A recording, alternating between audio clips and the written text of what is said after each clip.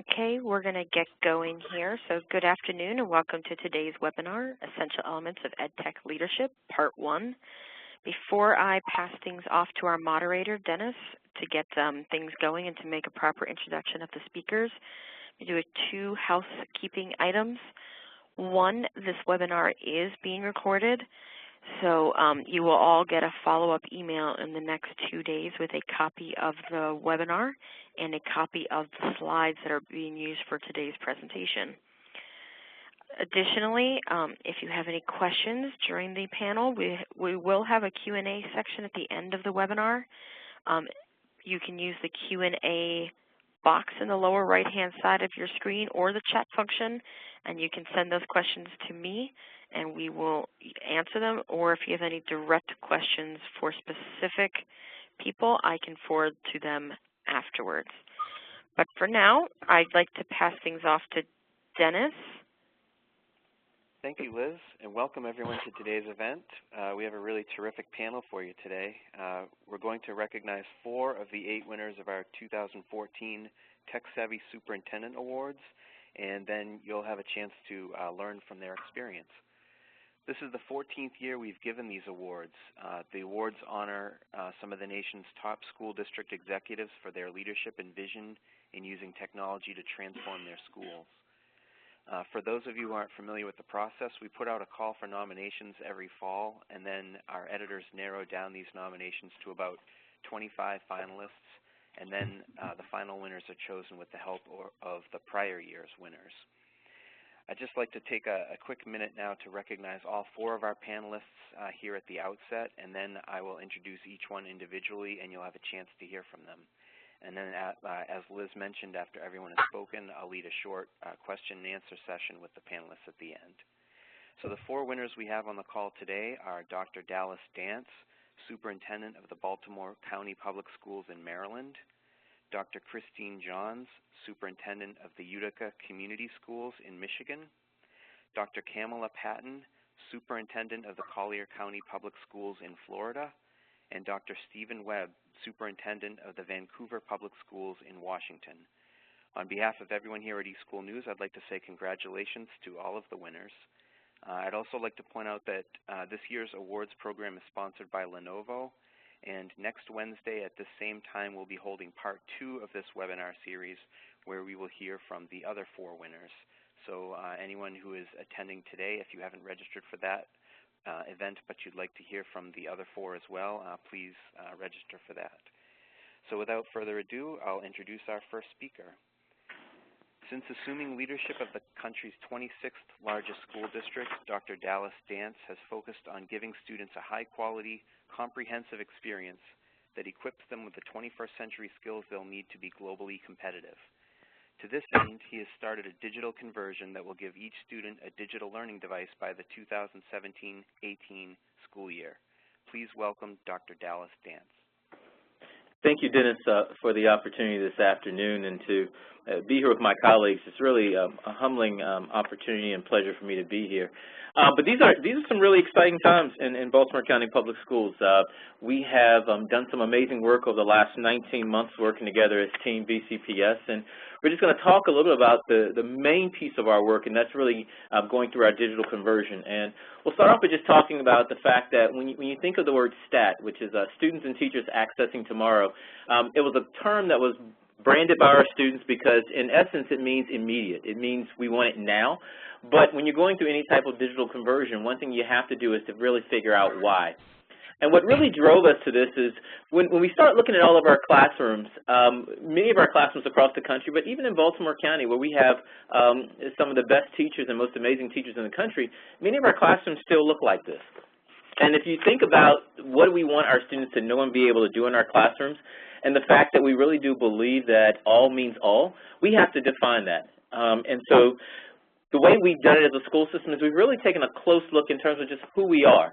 So for everyone who's on the call, just to give you a brief overview of who we are, Dennis spoke to this a little bit, but being the 26th largest school system in the country, but really just the 3rd largest in Maryland, we're behind Montgomery County Public Schools as well as Prince George's County Public Schools, with a budget of about $1.4 billion. And to put that in perspective, 85% of that budget, as most school systems across the country, is people with salaries and benefits.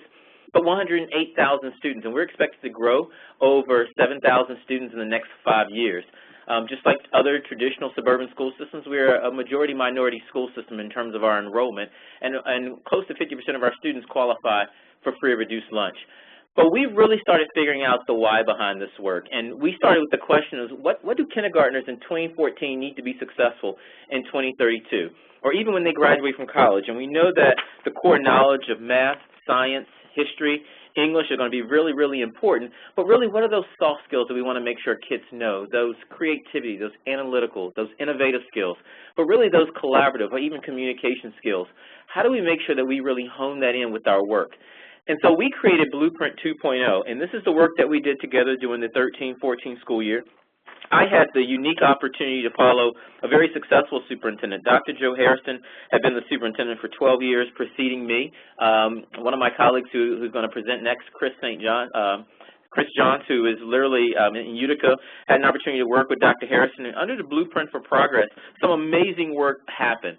So we wanted to build on the success of that plan with Blueprint 2.0, and this was our way of engaging our community.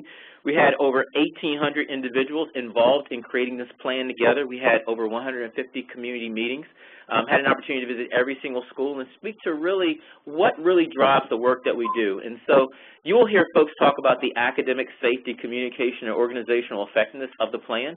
You won't hear me talk about that. What you'll hear me talk about is how do we define being globally competitive graduates when our students leave us. And this really speaks to our theory of action and creating this culture of deliberate excellence.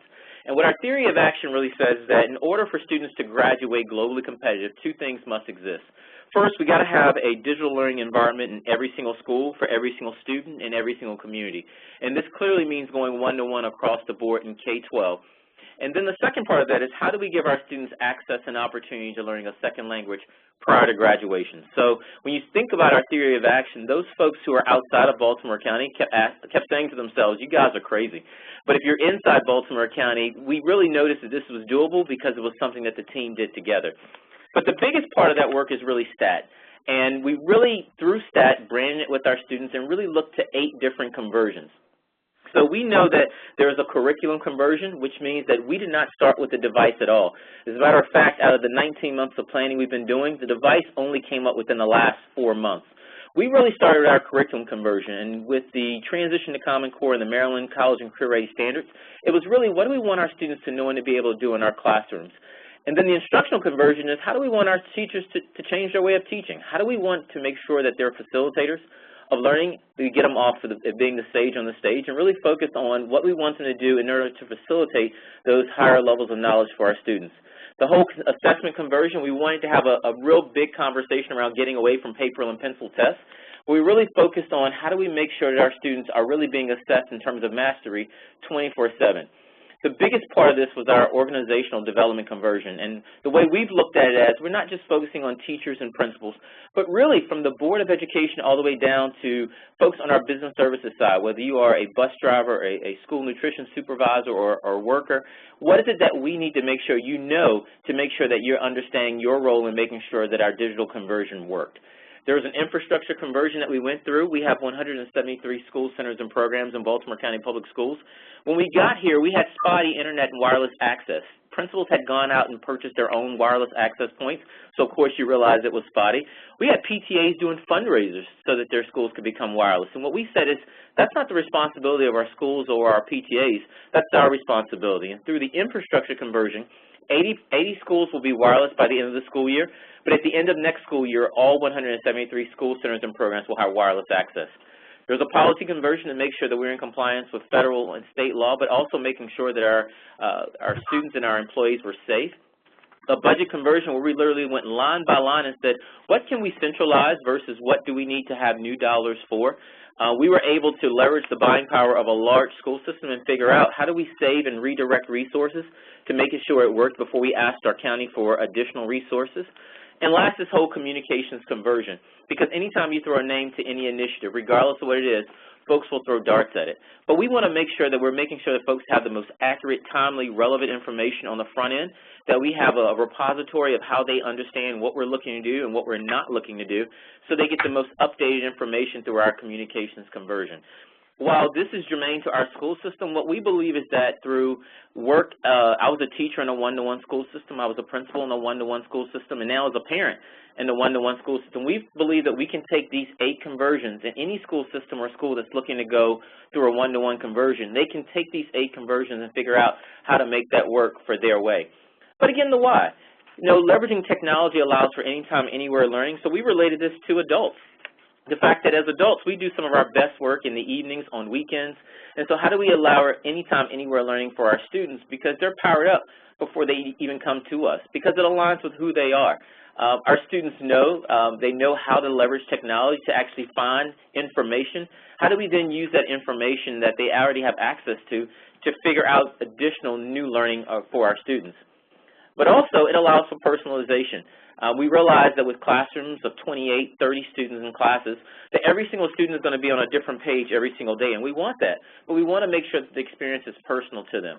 We also want to make sure that our students have those collaboration, but also communication and critical thinking skills. And we can allow them to collaborate with their peers near and far, whether they're in Washington, D.C., or whether they're in Vancouver, Washington. We're able to allow them that opportunity for access to collaboration. But we also wanted to make sure we promoted those 21st century skills. And we always talked about how so much information has been on core knowledge. We want to make sure that we're actually talking about those 21st century skills as well, in addition to timely and relevant information. I remember when I was a teacher doing 9/11, the next day so many of our students had so many questions about that nation-changing event. And it wasn't in a textbook. Matter of fact, it wasn't in a textbook until 4 years later. So how do we use the opportunity for relevant, timely, critical, current events with leveraging technology to do so? But we have a vision in Baltimore County of classrooms that look like this, where you have teachers who are facilitators of learning for young people, but young people are engaged in the process anytime, anywhere.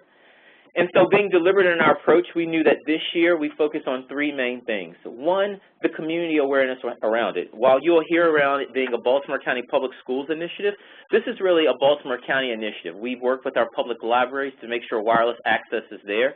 We're working with our Parks and Recreation to make sure that we have opportunity and access for students in their facilities as well. There are a lot of infrastructure updates that we're doing. Again, just making sure that when you give individuals a device, it's going to work. One of the worst feelings you can have, and I experienced this as a teacher in some cases, to where you plan for this, but then the day you want to do it, it doesn't work. The other part was the staff professional development. We spent a lot of time with our communications and our curriculum office so they understood, one, how do you make people aware of what you're doing, but also the curriculum folks, how do you write curriculum different in a one-to-one environment? And then the device talk came, and we were very fortunate that we just took a contract to our Board of Education last week with the device of what we wanted to do for all of our students and all of our teachers. And we're going with the HP Elite Book Revolve. The reality of why we came up with this, with a focus group of students, teachers, parents, and community members, as well as central office folks, folks liked the idea of having a tablet, but they also wanted that functionality of that keyboard. In addition, we knew that as we moved to state assessments, we knew we wanted to make sure that we were in alignment with that as well, too. So as we've launched our own digital initiative and really moved forward with STAT, again, students and teachers accessing tomorrow, we knew that we had to make sure that folks understood that the status quo was just a little bit more dangerous than the unknown. And so this is a quote that myself, as well as other members of our leadership team and our principals, we live by, because this is about access and opportunity for the 108,000 students that we have in our school system. But if done well, we know that this can revolutionize the way that students learn, they enjoy the learning process, and they really get into the heart of being a lifelong learner. So with that, thank you for allowing me the opportunity just to share a little bit about the work that we're doing here as members of Team BCPS. Thank you, Dr. Dance. That's great. Our next speaker is Dr. Christine Johns. As superintendent of Michigan's second largest school district, she has spearheaded a focus on ed tech to create more personalized learning for students. Like in Baltimore County, the Utica schools are also a member of the Digital Promise League of Innovative Schools. Please welcome Dr. Christine Johns. Thank you, and good afternoon. It is also my pleasure to be here this afternoon. In Utica Community Schools, we are the second largest district in Michigan. We serve about 28,600 students. We serve about 28,600 students. About 30% of our students receive free and reduced price meals, and we have a 90% graduation rate. In short, we are in the north of Detroit, about 20 miles, and I would argue that we are a hotbed for advanced manufacturing, robotics, the automotive industry, defense, and healthcare. In fact, right in our community, there's the big three. I think it's really important to note that during the Great Recession, our community was hit very hard, and a lot of people lost jobs. And I think this slide that is up really captures what has changed dramatically in our community, and that students can no longer graduate from our high schools and really walk across the street and enter a high-wage job that today they need to be able to have high skills so that they also will be able to earn that middle-class wage that our community has been familiar with. So we really are focused on how do we really personalize the curriculum for all of our students and think about learning beyond classroom walls and learning at home, and that students are in charge of their learning.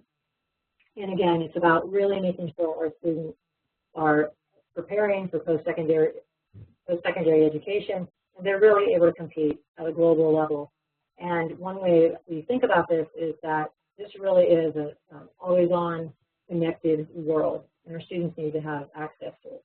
So we have focused on several digital learning initiatives, and I think it's important to note that this community has been extremely supportive of technology.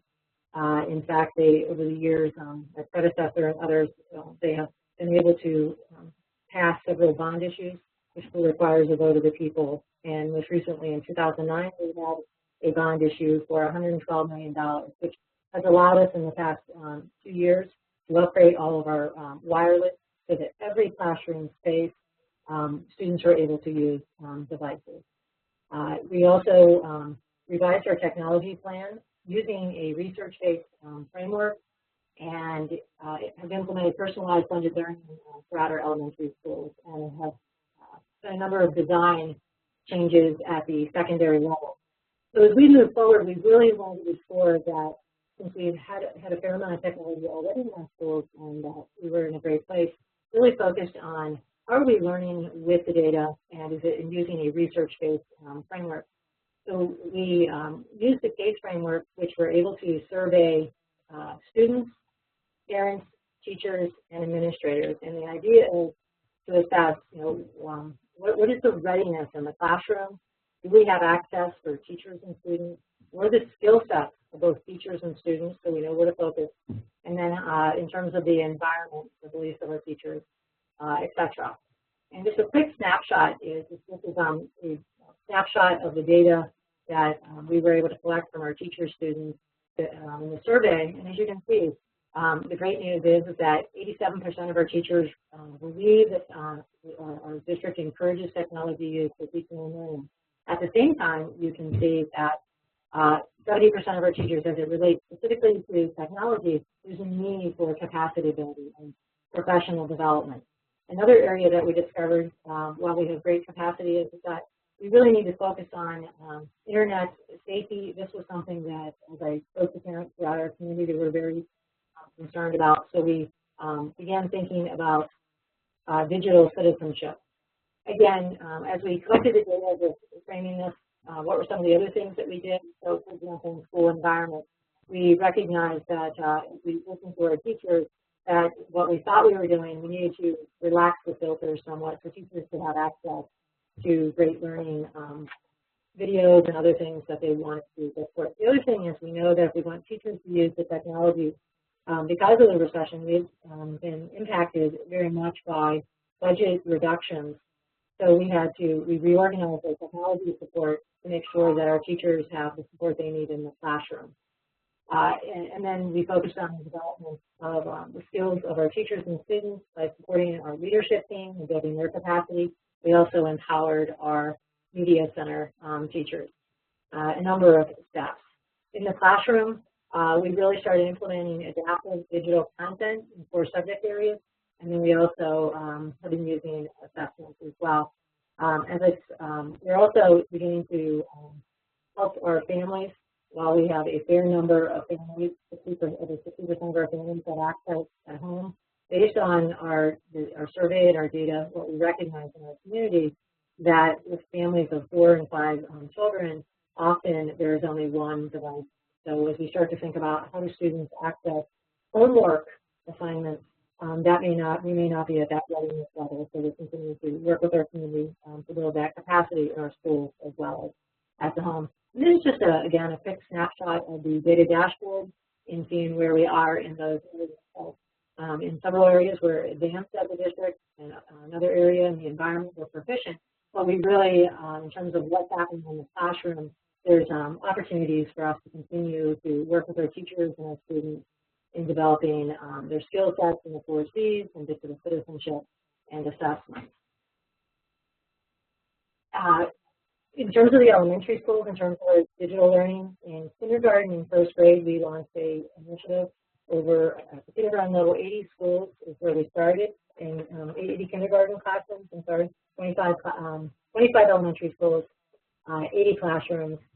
And we started with the blended learning model because while we desire to go one-to-one, our challenge financially was that we weren't able to go one-to-one as of yet. But we are able to go one-to-one based on the personalized learning plans for students. So every student has their own learning plan in which they have personalized, individualized apps that they may use to progress through math and mathematics and reading applications. Additionally, we use the Dreambox Mathematics and Science textbooks, and then our media science teachers. More specifically in that blended learning model, our kindergarten and first graders are able to do their own very own goal setting with their teachers. They take an assessment, and then from that, through a private vendor, we are able to curate and procure apps. Then students pick which ones they would like to do, so they're involved in the discussion. We leverage the digital content with video and social media. Students are provided immediate feedback, and they have access 24/7. And probably most importantly is that the data dashboard that the teachers work with is that they're able to use this dashboard to see how students are progressing through the standards, and they can prescribe interventions and pull small groups of students to work with them on skill development.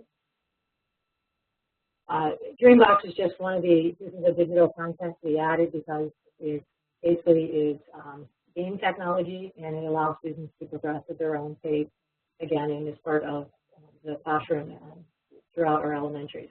And then we're also using this Discovery Science textbook, which allows for students to participate in hands-on as well as virtual science labs. And for students who want to take that further, they can collect their data and use that information. It also provides for animations and audio, and probably more importantly, similar to what Dr. Dance was talking about earlier, when science events change very quickly or there's new data available, this information is updated continually, and it allows students to have the most current data available.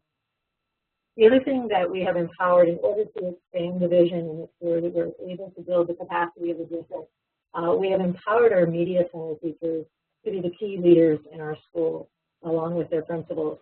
And these teachers teach students through all the classrooms, but they also work with their colleagues in their classrooms by modeling the tools and the skills that we want students to acquire. And I think that's the best way for, if we want students to learn, that we're also building the capacity of our teachers.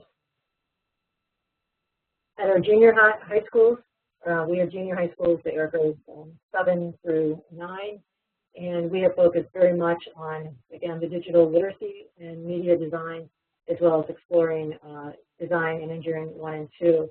In the literacy and media design course for 7th graders, again, focusing on digital citizenship, helping students to be able to leverage the technology to collaborate, communicate, and create, as well as providing different tools for them to publish their work and share and have it critiqued, as well as looking at other work in media that they can use in diverse formats. In our schooling, design, and engineering course, it's a STEM focus, We focus on the 4 areas of engineering, chemical, civil, mechanical, and electric. And this allows our students really to utilize the technology as well as building and testing it and collecting data. And it really creates interest in our high school programs, particularly in the areas of STEM and CTE, career and technology education. And in our high schools, we currently we're exploring bring your own technology. We have taken our time with this because it first and foremost is about the learning. We also are in our career and technology education programs. We are integrating the technology where appropriate, and then we have our Utica Center for Science and Industry. Specifically on the bring your own technology, we are working with a committee to rewrite that policy for responsible use. The fact of the matter is our students are ready. We just need to continue to work with our parents and understanding because they have concerns over data and safety. But we also want to make sure our teachers are ready as well as we build the capacity in the district. With our CTE program, our Health and Medical Sciences Career Pathway, we are leveraging the technology in the classroom through video conferencing. Students are using the iPads regularly as it relates to the healthcare profession with x-rays, collecting data, being able to utilize that information. And then also the students have the ability to earn college level credits through the University of Michigan. And then our Center for Science and Industry is really a 9th through 12th grade program where students work on integrated project-based learning in engineering, multimedia production, and mechatronics. Mechatronics, a fancy word for the robotics or automation. Again, here students are able to do applications in their classroom and learn, but they also go into business and industry in internships and apprenticeships. And in many cases, some of them are receiving paid internships as they're working with real technology and working in teams and groups to collaborate in the world of industry. And some of the keys to success for us really have been, first and foremost, building the leadership capacity of our principals, our key teacher leaders, starting with pilots. I think it's really important to assess for the organizational capacity and then use data to prioritize and then drive the plan. We started with pilots. We had some successes and failures, but we learned from them and then we scaled. And as we invest in teacher learning, it's not just using face-to-face instruction, but it's also providing one-to-one coaching, having 24/7 technical support. And what I mean by that, they can pick up the phone, they can talk to somebody and ask questions as to why if the technology is working, or how do I use Google Docs or something of that sort, as well as establishing personal learning networks for students and staff. And I would even say for me, the League of Innovative Schools was mentioned, and I think it's really powerful learning is the ability to network with my colleagues, to hear what they are doing, and then to think about how that translates to my own district and how my students will benefit. We also have partnered with service providers to assist us in securing and curating apps, as well as deploying digital content. And we're a mid-sized district and do not have some of the same resources, so to be able to push out all that digital content locally is difficult. So being able to partner with individuals who can assist us with that so we can push it out virtually has really enhanced our ability to move forward. And then spurring innovation by rewarding risk-taking. And a great example of that risk-taking is if we asked our kindergarten teachers if we expanded from the half-day to full-day kindergarten and redesigned that to a personalized learning environment, teacher evaluation policy had changed, and there was, to be fair, some concern. We really wanted to encourage the risk-taking, so we said to them that we knew they were excellent teachers, and we had open and honest discussions that as long as they were taking the risk and trying and making mistakes and learning from those mistakes, that their evaluations would still be effective. And that worked very well for us in moving forward. And then using the data to identify learning needs and to personalize the intervention. And the other component is we also have a group of teachers right now who are part of a wallet project so that they can look at various digital content that meets the needs of their kids. And then as we go through the process, our teachers will provide feedback of other digital content that the district may want to consider adding to our system so that we can continue to build out our digital content base. Thank you. Thank you, Dr. Johns. Our next speaker is Dr. Kamala Patton, who was invited to Washington, D.C. last year to meet with the chairman of the Federal Communications Commission to discuss her district's use of digital textbooks. Collier County has launched a Bring Your Own Device initiative, and Dr. Patton convinced local corporations to donate iPads to students who didn't have a device of their own. Please welcome Dr. Kamala Patton. Thank you so much. We're happy to join in these presentations today. And our presentation here from Collier County is really more going over the nuts and bolts of our digital conversion. So starting just to give you the statistics of who and what we are, we're 45,000 students, 54% minority. We are 67% free and reduced lunch, and 48% of our kids come from non-English speaking homes. We have 28,000 computers. We have a 2-to-1 ratio for our students. We are very involved with our fiber optic cabling, and just as a side note, we are 2,300 square miles, so we're a very large landmass to have put in that fiber optic cables. And just as a side note, we partnered with our county government, who also needed to reach the same constituents who are our parents and students also, so we partnered with them to help that cost out. So we do have over 2,000 access points, and all 50 of our schools are 100% wireless coverage within the schools. In our classrooms themselves, every classroom has a host of tools for our teachers, and that includes the Mimeo electronic whiteboards, dock cams, ceiling-mounted projectors, voice amplifications, and now we're working on those standardized tablets in our Teach Me in Our World that we'll talk about in just a little bit. But our classrooms are well equipped for our teachers, who are our main drivers of that technology use. So from there, when we talk about our teachers, what we think we've done is make sure to include professional development in every single step along the way, which included things, as you can see listed here, face-to-face trainings, online PD, video conferencing, webinars, a whole host of different conferences, different ideas to keep us and our teachers moving in that direction. So as mentioned by some of the others, we too have used the Discovery Education's tech book, and that's been a very core of our K through 8, and then as they've applied and put in new textbooks, this year we've instituted their biology textbook that came on board, and the U.S.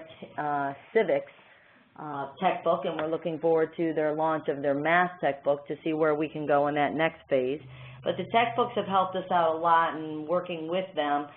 We've also tried to figure out how do you work with our students that don't have internet access at home and wouldn't be able to use the textbook. So we've done a lot of partnering, thought partners with Discovery. And then, for example, if they use the digital textbook during the day on different projects and different experiments, and the kids take notes, then at night they would go home and write into their actual hard copy journals would be the homework assignments, so that we ensure that kids have that opportunity to still do homework at night even if they don't have digital access.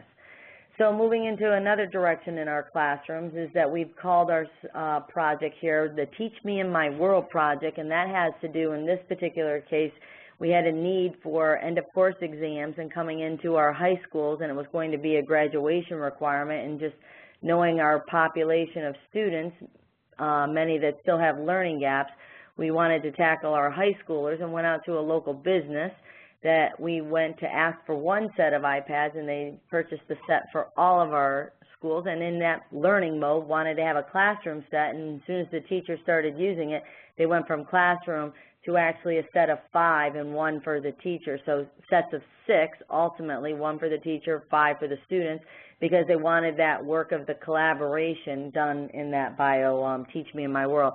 So very important to just engage our kids in multiple ways. So as mentioned, we are also doing a BYO D, bring your own device, because for right now we've had our community partners that have helped in many different ways, but now we're having our students help us in our technology moving forward. And we've done this with 3 phases. We had 11 schools start this past August. We brought another 21 on board this current January, and the last set of schools will start August of next school year. And that's been important to us because you can again see the increase of student attendance, the decrease of discipline problems, and all because we know the students are more engaged.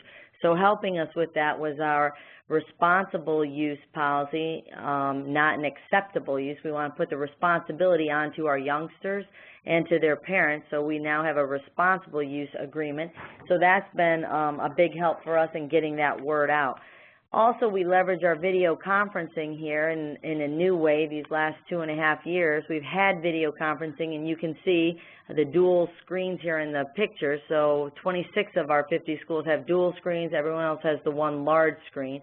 But that's important for us because, again, to stress 2,300 square miles is a large amount of land mass to connect our schools. So we could have meetings and spend people's time driving for an hour meeting, or we can video conference in and let folks have more people to be involved. And let me give you some examples.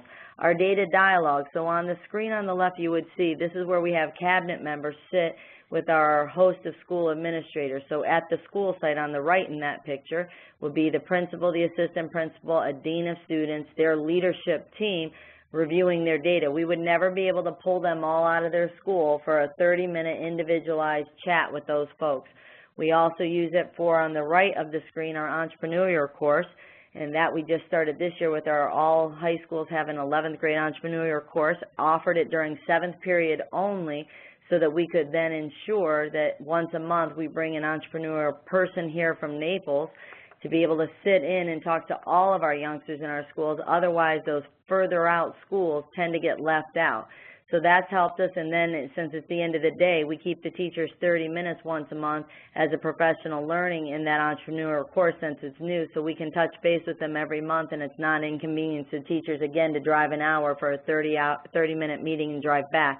The same holds true to the last, which is the Superintendent's District Advisory Committee, where the 50 schools all have one parent, 5 feeder patterns, the elementary, the middle, and the high school for that group of students, all meet at the high school, and then we video conference in, and after each of our different topics for about 20 minutes, we go around the room to find out where are they with, if they have any questions or any comments on that particular topic, and go back. So we truly make it interactive, not just doing a one-way push out for that.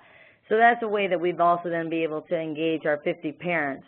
So from the classroom's point of view, school and district, we also have an extremely comprehensive data warehouse that all runs through our technology, and that has actually received from Sachs Cassie from our accreditation accommodations. We have 5. This was one. It's very complex, although user-friendly, but being able to have that from a technological standpoint, from a classroom teacher's desktop to us being able to talk with them at the district, either on video conferencing or in principal data dialogues that are face-to-face, has been a tremendous help. Our next steps where we're heading are this current year, we're looking at student electronic portfolios, where then we can implement it this year for grades 6 through 12. We've chosen specific courses to ensure that there's one artifact per course as we grow this for our students. And next year, look to pilot this in this current year in 5 elementary schools, and then open this up next year for all of our elementary kids.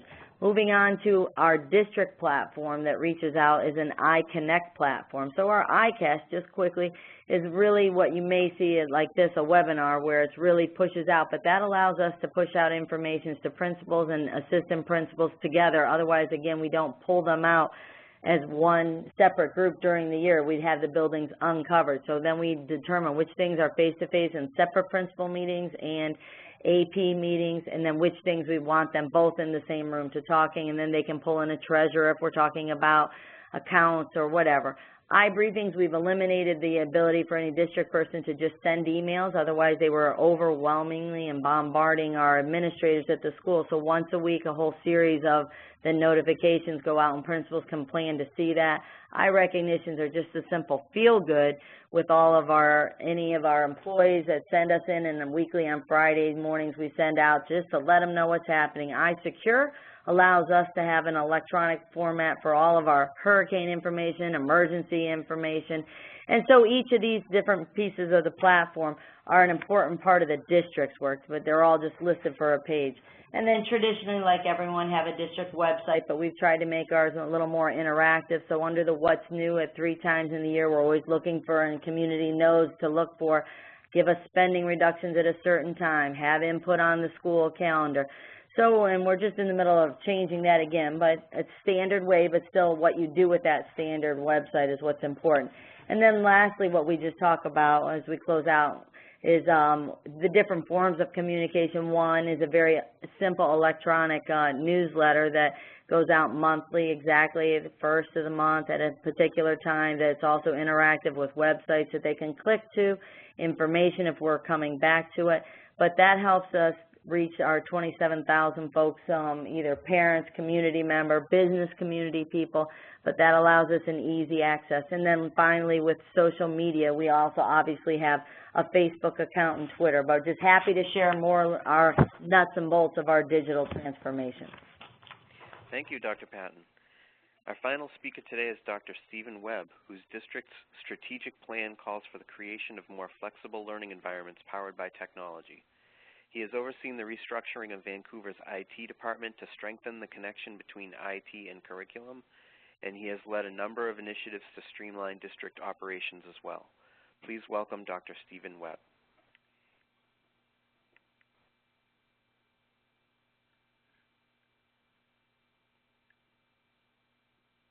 Sharing a bit of our story related to our digital transformation in Vancouver Public Schools.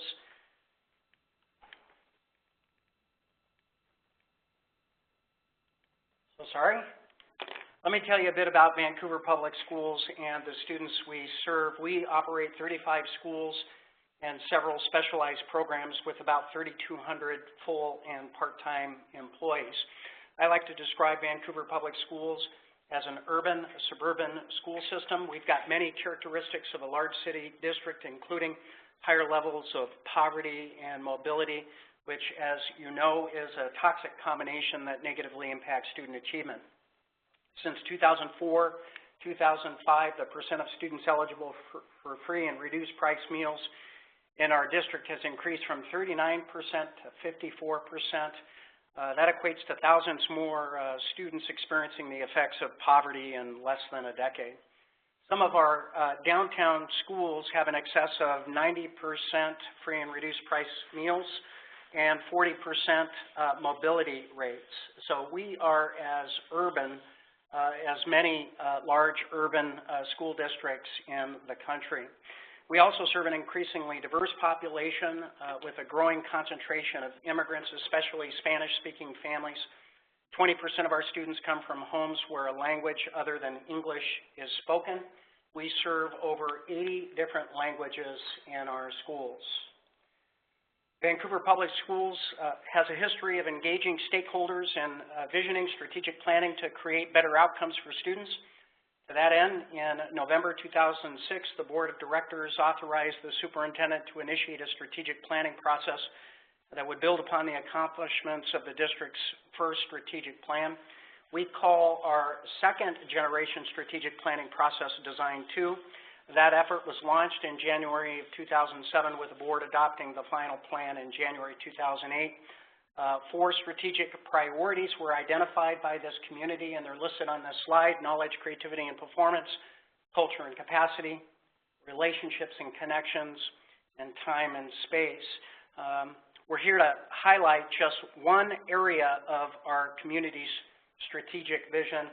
That's time and space. That's a label for thinking differently about the use of time, space, and technology to maximize learning potential. Specifically, our 21st Century Flexible Learning Environments Initiative, what we've branded as We Learn One-to-One, is about bringing powerful digital tools, learning tools, and resources to each of our classrooms to accelerate student outcomes. But I want to be clear, this initiative isn't about the technology. It's about equipping each of our graduates with the adaptive skills they need to thrive in an interdependent, globally connected economy and community. I think what's unique about where we are at in our digital transformation process is we are in year 6 of our plan, and we are just scaling our one-to-one conversion and mobilizing units, assets, to 6 of our sites. Transformation takes time and intention. We've been very deliberate here in Vancouver Public Schools. We have 4 phases. They're detailed on this slide. We've got our vision phase, preparing the system for the transition, transitioning to the implementation, and you'll see in that 3rd phase on this slide, a technology levy request that went before our voters in February of 2013. That's a $24 million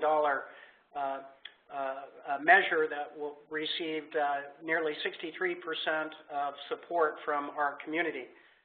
The reason I share this is that this really does anchor the community's commitment to transform learning experiences for their children.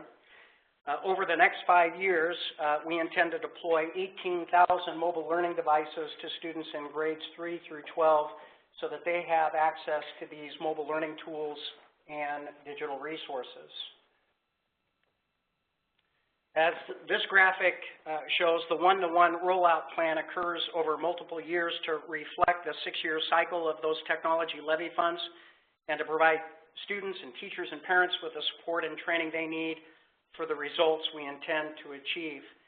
You'll see on the top half of this schedule implementation bars for middle schools, high schools, and elementary schools. That top half of the graph really represents building capacity in our staff a year in advance of deploying those devices through a cohort model of schools in the subsequent year.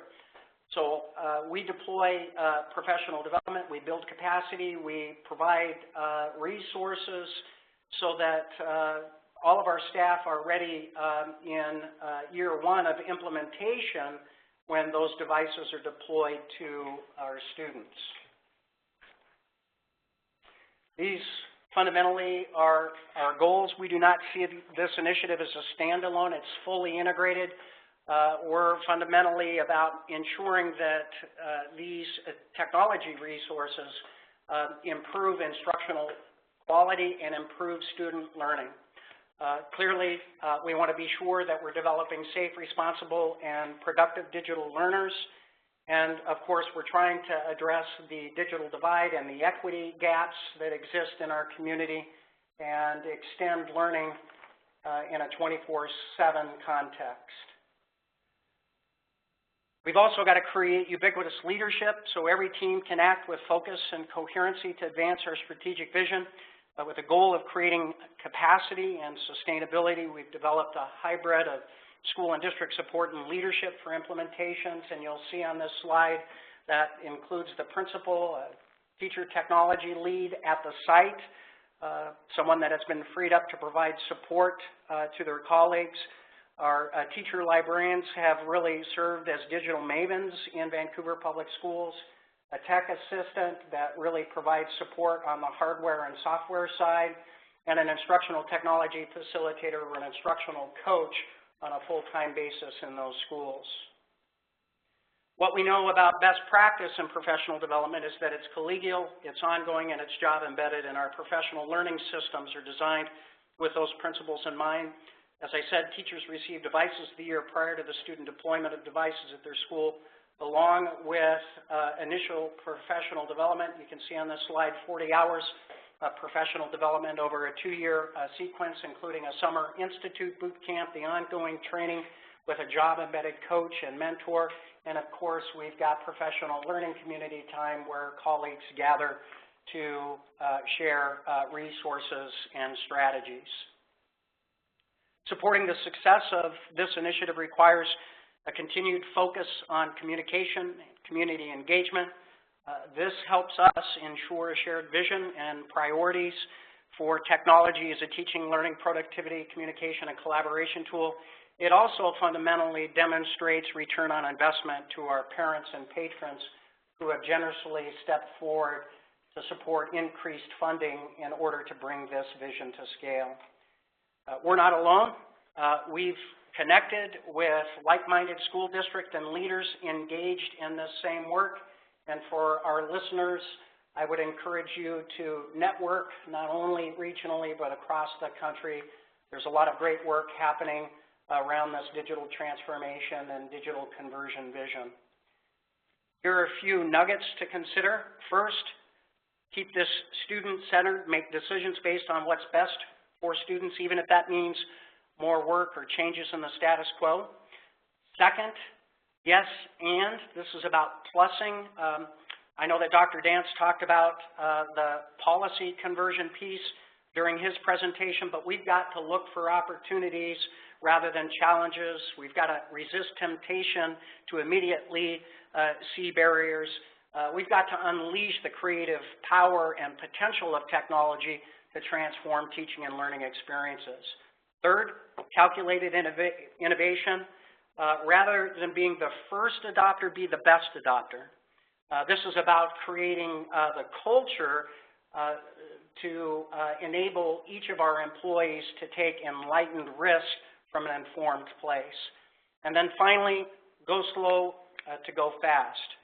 Get it right, and then grow. No plan on a digital transformation conversion vision can be completely replicated in another place. So for us, we began with 1 or 2 schools to test the facets of the implementation. We revise, we refine, then we expand to scale. It's Colin's analogy of shooting bullets than cannonballs. To learn more about our work in Vancouver Public Schools, I encourage you to visit our website. We've got a We Learn One-to-One website with quite a few resources. I'd be happy to respond to questions. Thank you. Thank you, Dr. Webb, and thanks to all of our panelists. You all shared some really great information, so we really appreciate that. We have a few minutes for questions. I'd like to start the Q&A session portion of this presentation just by going around and asking all of the panelists, what does it mean for you to be a tech-savvy superintendent? How would you define that concept?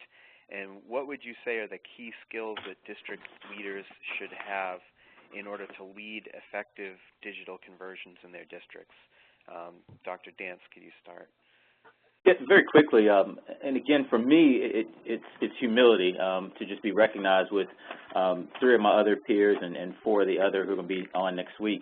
I looked at it as an opportunity of just how well-versed one needs to be in communication and just making sure that we've utilized that key skill of being able to communicate well with other folks.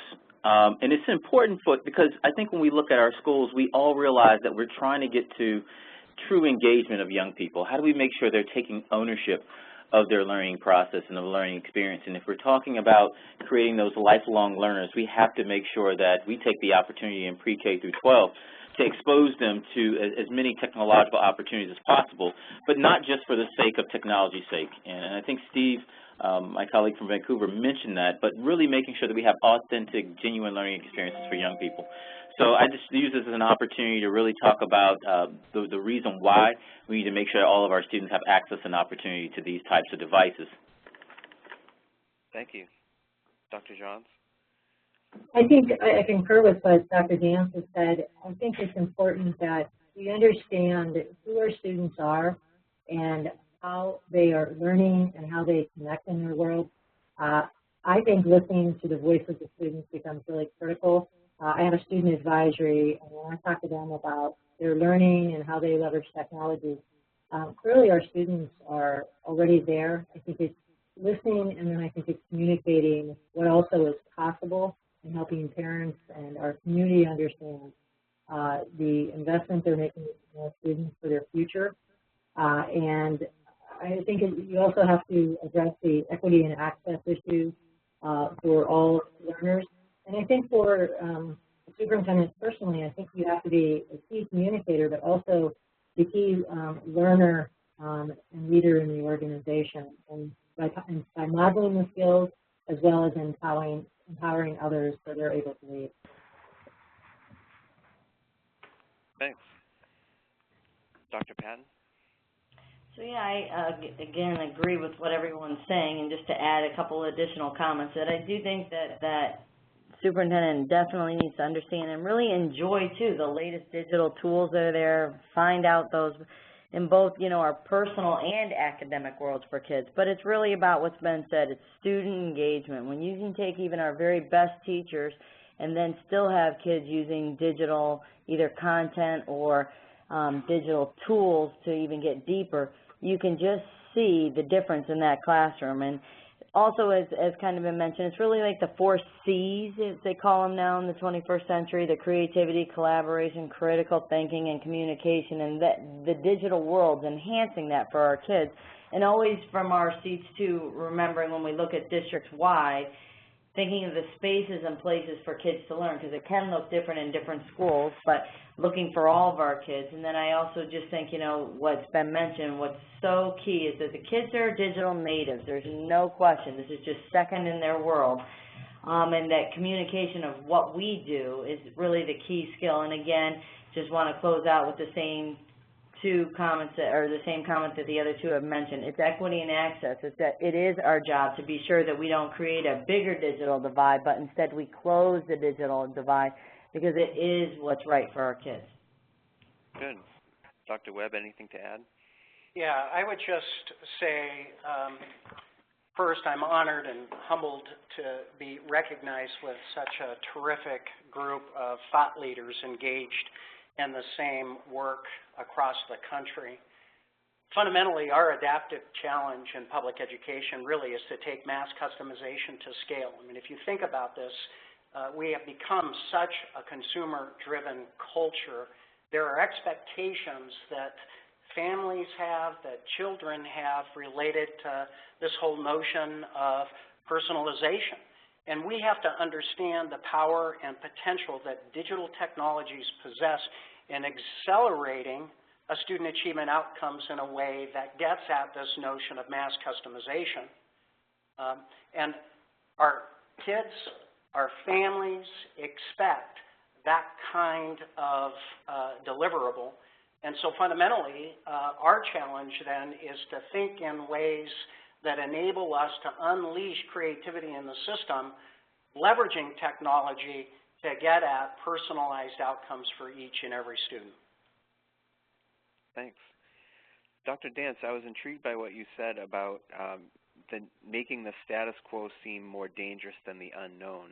I thought that was an interesting approach to trying to build support and buy-in from stakeholders. Could you elaborate on that a little bit more? And then any other panelists who have thoughts about how you have made that same sort of effort to build stakeholder support and overcome resistance, potential resistance. I would love to hear from you as well.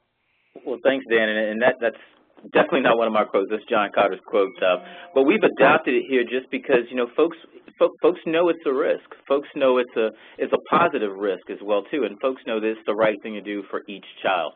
But what we've had to do in order to make that quote a reality is really listen to people, and I think that was the reason why all of the community meetings and all of the meetings that we had with stakeholders was so important to us. But also it's this whole idea around culture. And I think Dr. Johns mentioned it, but how do you create a culture where it's a learning culture, where it's okay to take a risk, it's okay to be innovative, because that's just how we do business. But with this being the case, the superintendent does have to be the leader of that culture, where everyone understands that that's a part of the way we do business. And so I've tried to model that culture with our principals, who are my biggest leverage of change in a school system the size as we are, but also just making sure that we have that ownership at every single building level. And when folks throw darts, many times we realize they throw darts not knowing what they're throwing darts at. We take ownership of that and saying, how do we communicate the positive message of what this really is? And Steve brought this up earlier, Dr. Webb, as you have to go slow to go fast, and we're doing that. We're piloting this in 10 lighthouse schools next year. That was through a competitive application process. Those communities were involved early on. Those teachers voted that they wanted to be a lighthouse school. But we're going to be using what works and what doesn't work in an environment such as our lighthouse schools to figure out how do you scale it, what needs to change, what needs to stay the same, and really what support are we going to provide our people to do this work. We kept hearing from teachers is that they're willing to do the work, but they want the support in order to do it. And so we've been, as we've planned this out, made sure that we've covered that base so teachers feel supported, not just on the instructional side, but also on the tech support side as well. Thanks. Does anybody else want to address that, how you've been able to build support within your district? Yes, I would just add that I think that first and foremost, you have to create that sense of urgency. The reality is, as I said earlier,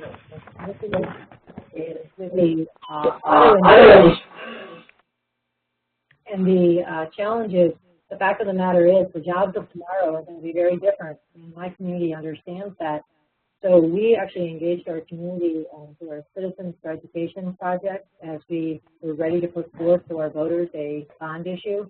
And we engaged over 500 parents throughout our district. And what was interesting, while there were other matters that they discussed, our parents wanted to see the technology. So the fact that they understand that this is important for their children, even though they weren't able to put all the details on it, they expected the educators to assist with that.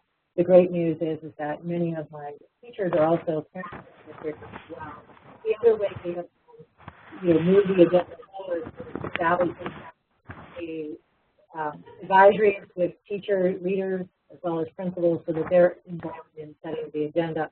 And then I would say communicate, communicate, communicate. And just to weigh in on a one-to-one initiative, but in that BYOD and in-between step, one of the things that we had done is we literally took a group of 30 of us made up from Title I, non-Title I schools, teachers, board member, district administrators, and we actually went and saw for a couple of days another district that had done it and then tried to leverage our time, too, at the night meetings to really reflect and say, what could we do, how does this work, what could we do better? And then joined in as using Edmodo as a social media for us to be able to work within ourselves. And then as the next group came on board, using video conferencing again to allow them principals to talk to principals, the key technology leader in that school, the teacher, to talk to the other teachers. So, and again, just as she mentioned, it is about communication, communication, and more communication. And Dennis, I'd add, just to echo a couple of these comments, not only attending to building capacity, but if we're thinking about the sustainability of this work, we all know that culture eats strategy for lunch. So it's fundamental that we create the context and conditions where ubiquitous leadership can flourish. This work is too complex to do it alone. It's about, again, creating the context where people can take enlightened risks based on a strategic direction and supports from a whole systems perspective. And really what we want to do in Vancouver is equip every employee with the knowledge and the information and the skills so that they can act with focus and coherency when the opportunity arises to advance our strategic work. Great.